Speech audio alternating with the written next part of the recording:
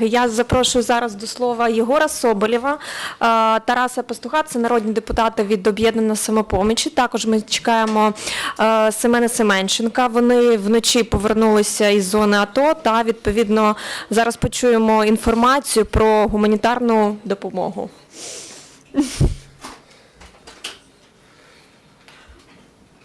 Всіх дуже приємно бачити.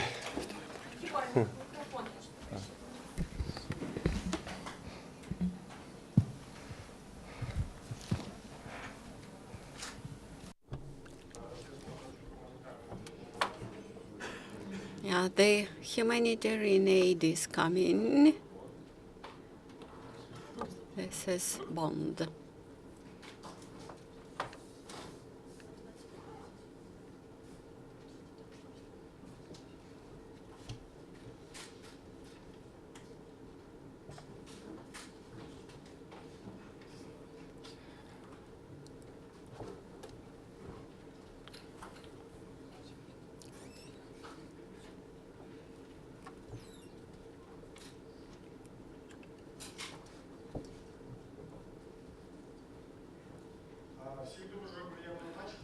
We are happy to see you all here. Probably you know a group of members of parliament initiated a visit to the front line in ATO zone. At the same time, volunteer battalions and part of military forces started to block some locations which law enforcement agencies do not block. On the one hand, we have Ukrainian servicemen staying in front line under shelling, etc. On the other hand, we have this business which is made on blood, actually.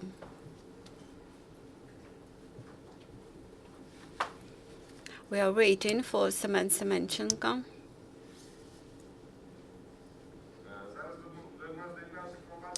Now we have Semen Semenchenko here, who initiated this trip to Frontline, and he will tell us a story. And then we will add. The story is very simple. We have two parallel realities. One parallel reality is in some TV channels and in Russian TV about, this is a story about those residents in Donbass who are starving, almost starving to death, and only humanitarian aid from Renat Akhmetov is providing humanitarian aid and assistance to them. On the other hand, there is parallel reality when people in Donetsk, residents in Donetsk, live their normal lives, and pensioners go periodically to Slavyansk, to Ukrainian territory, receive their pensions, come back, and the stores are full of products. On the other hand, there are militants and terrorists who do not allow humanitarian aid to enter Donetsk. On the other hand, there are some territorial volunteer battalions who believe that we should control that we should provide assistance to residents in Mariinka, Krasnogorovka, and some others. There, people are really starving. While to the other cities, we should not allow the humanitarian aid to go because they do not need it. At the same time, we have fixed and registered record amounts of humanitarian aid coming to some checkpoints, and those cargoes contained cigarettes, alcoholic drinks, petrol, etc. We suspected that there should be corruption between some Ukrainian servicemen and the terrorists. And we understood that this actually withdraw money from our social assistance funds while we are discussing tough budget in the parliament. On the other hand, this is actually very close to betrayal. And that's why we took members of parliament from the committees, from Parliamentary Committee on Corruption fighting, and we visited the checkpoints where humanitarian convoy of Rinat Akhmetov and some other were blocked. So the result, we will enter into the parliament a draft law about a ban on trade with occupied territories, and we will provide only humanitarian assistance to those who will suffer. We'll stop trade even now. Humanitarian convoys should travel there only under the banner, the flag of Ukrainian state, not just under the flags of private funds. Also, we should control how food products are supplied to department stores in Donetsk, and they should be taxed. And that is what I do know from July and August, and know now that Russian humanitarian aid, which is supplied there, it does not reach local residents. So this is in brief the information which I wanted to share with you. I believe that Mr. Semenchenko told you everything, and let's switch to the questions. I have several questions. Do you have any evidence? I see. That's the first question. That's what you found in among the trucks from Akhmetov Foundation or something else. Do you have photo, video, and requested to police as to weapons and also clothes? There was information about that. And yesterday there was an incident, and there was a threat to a journalist from Channel 34. Who are those people who threatened them? And the last question: do you have really information? There is no civilian who will not suffer because they will not receive that assistance. First of all, we did not state that in so-called humanitarian convoy of Akhmetov there was alcohol. That's manipulation. That was used by media that are closer to oligarchs, which is done this. First of all, they attach words to someone, and then they denounce those words. Who are those people? I don't know. I did not participate in all those things. I would like to suggest you to use your rhetorics and to write your statement to police. As to clothing, etc., Mr. MP Denisenko sent that information to SBU as to the activity of Rinat Akhmetov. It was not our task to appeal to police because the fact that there was a cargo that was found, that cargo was found a day before, so we have not seen that. I was clear what I saw there in just soldiers' food, noodles and porridge and all the rest. And Igor also mentioned that that's a big cargo. There was a big cargo. Well, if the cargo comes from Ukraine, state of Ukraine, and also if there is a list of those people who are needed, and if it is issued, and if we hand out under control, that nobody will suffer. If you're hunting for very good image, then the foundation will be successful. The majority will be taken by militants, and maybe a part will be in shops because it's not clear how shops get products. But some people will get it. But if it's the state and Red Cross deal with that, they will be more useful. They will be more useful. We should control it. Red Cross and state of Ukraine will transport. Who will do with this locally? Who will deal locally? How will you make the list of those people who need that, and how are you going to issue those that food, etc., that assistance? There are two solutions. The first one, it must be prohibited to have any trade with occupied territories. Secondly, first of all, it's cynical because that is done behind the backs of soldiers who give their life for Ukraine not to be for the whole Ukraine not to be common occupied territory, and also it's that for the benefit of militants, because all trade operations are not allowed without their approval. And so this mission, and somebody was worried because that was Cossacks of Moscow would use it because that was cargo for Stakhanov, and under the roof they wanted to sell that. So allowing the trade with occupied territories, we gave money to leaders of terrorists, and who later can turn that money into weapons and can pay the mercenaries and to kill our soldiers. That's why any trade with occupied territories, Donbass and Crimea, must be stopped. And such law, we will write it and we'll bring it to the parliament. As to humanitarian assistance, there are no people who are against humanitarian assistance.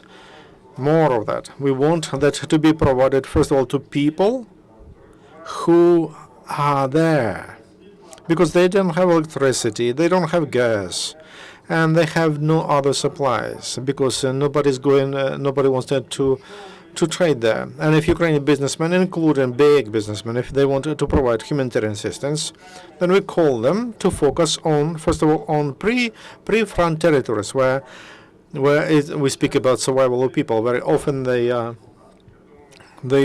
receive food from our soldiers. Our big businessmen could take it as an example. If there are citizens of Ukraine who would like to provide assistance to people who are under control of LNR, DNR, then in our opinion it cannot be like the state of Ukraine is bad and I'm such a nice businessman. I will have personal relations with you and I will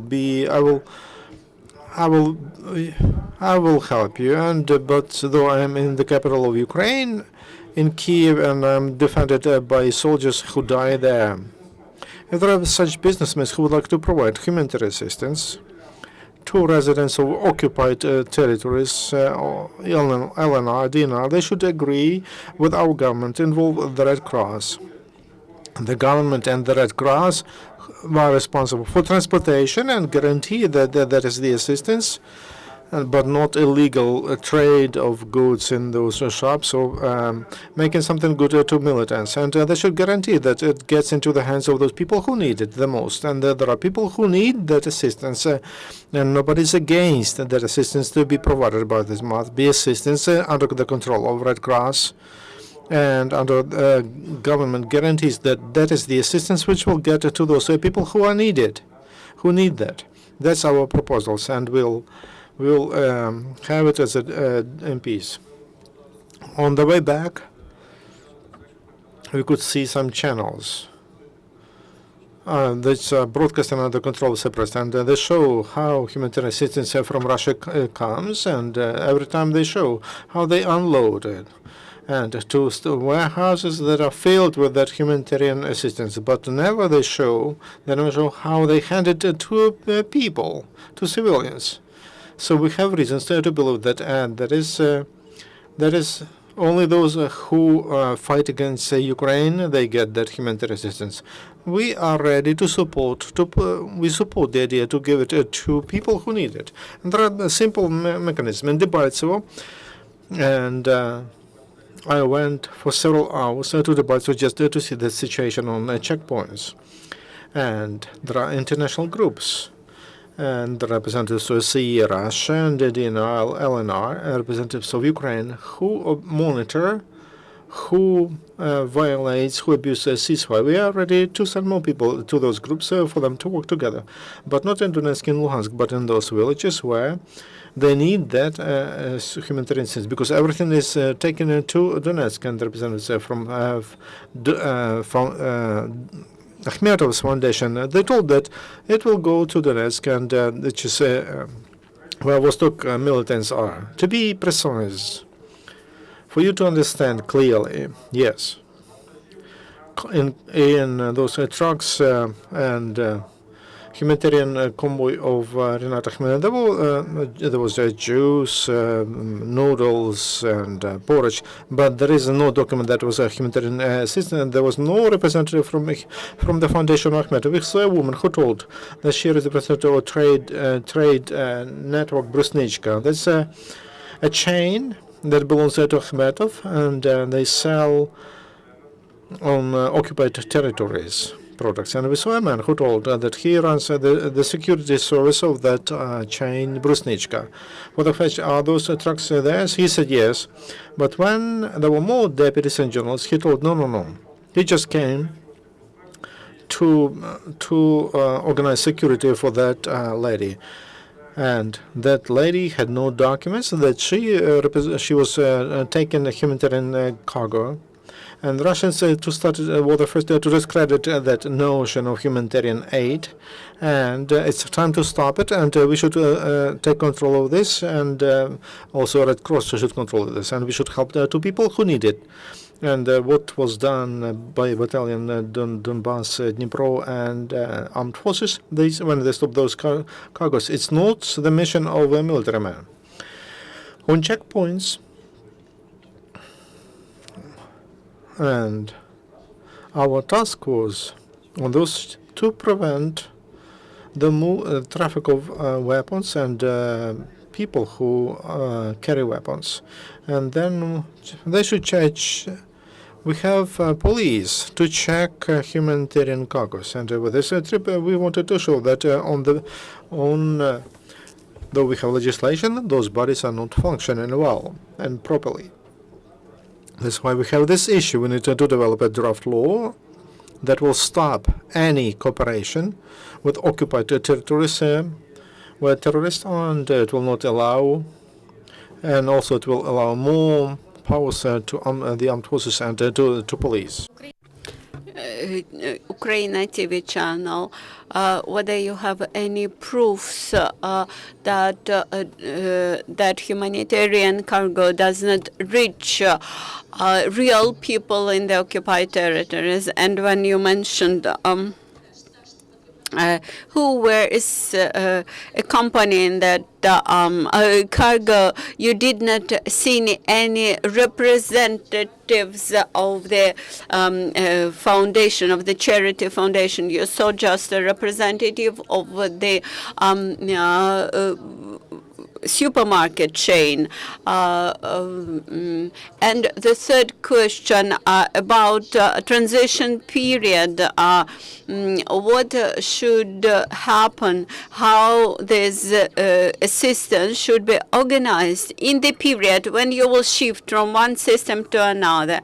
I have a question whether your TV channel is somehow related to Mr. Akhmetov, or you are just trying to speak impartially. As far as I remember, that I answered all those questions, and all those answers were simply cut down. I'm a resident of Donetsk city, and I have a lot of relatives and friends there, and I'm absolutely aware that the shelves of Brusnichka supermarket chain are full of foodstuff, including alcoholic drinks and alcoholic drinks from Crimea. I know the daily menu of the militants. I know who is defending the enterprises which are property to the property of Mr. Akhmetov. I know what's going on in Lysychansk. I'm not an investigator. I'm not an officer of law enforcement agencies. I'm a member of parliament, and my role is to initiate pieces of legislation and control how they are implemented. I am first deputy chairman of the head of the National Security and Defense Council, and all those mandates, they allow me to do what I want to do. And unfortunately, except the Russians, no other missions are not allowed to visit Donetsk. I spoke to that man who represented himself as he was the chief of security department from Brusnichka supermarket chain. He mentioned that they he is simply accompanying this cargo, and when I asked him a question, how do you get this foodstuff for your supermarket? And he never answered me. The rhetoric of Yoti Vichinal and the rhetoric of Mr. Akhmetov, the discourse is of ethical nature. We have more questions. Please let it be the last question, because the next briefing. I'm Zarya Pavel from Donetsk News Agency. Yesterday we got an information that that allegedly the drivers and those who accompanied humanitarian cargo, they were threatened by people with threatened with application of special weapons, small arms, etc. It seems to me that we are all going mad. The terrorists, with support of the Russians, occupied our territory. Mr. Akhmetov did nothing to prevent it, and do not support Ukrainian army standing on the borders of occupied territories. He fled to Kiev. Donbas Arena became the place of location of deployment of Vostok Battalion. Also humanitarian cargoes which were crossing the front line mentioned that they were going directly to Donbas Arena, and now you're asking question whether the soldiers attacked that drivers and people. The drivers were peacefully sitting in the trucks with working agents to warm up, and all Ukrainian servicemen who asked questions, they were extremely polite. Actually, the drivers of the trucks, they answered immediately that they knew nothing, and they did not open the trucks before, and it was almost a discovery for them when we opened the trucks and looked at the cargo.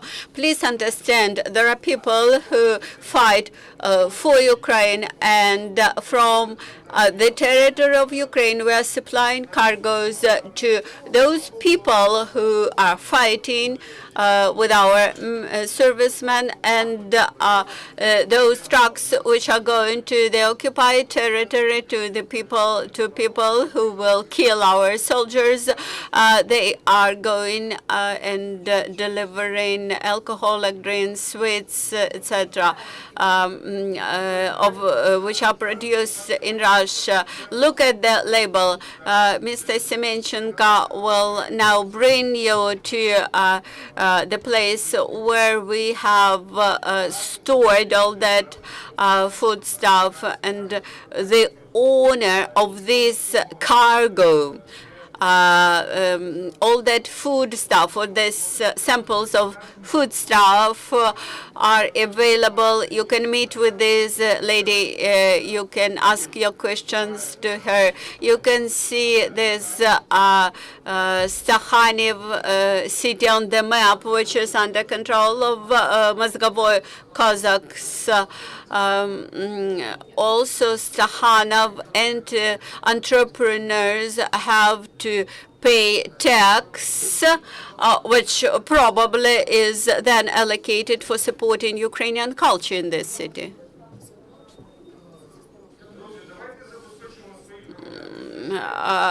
Let us supply Ukrainian citizens. Can you go there to that village which has no electricity and say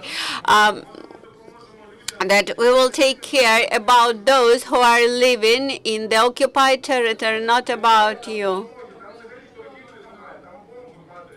There is no trade there. There are bombs, there are shellings, and shelling is coming from the territory to which this cargo is going, and people earn money from these transactions. Igor will take journalists, show you the car, and our next meeting of the about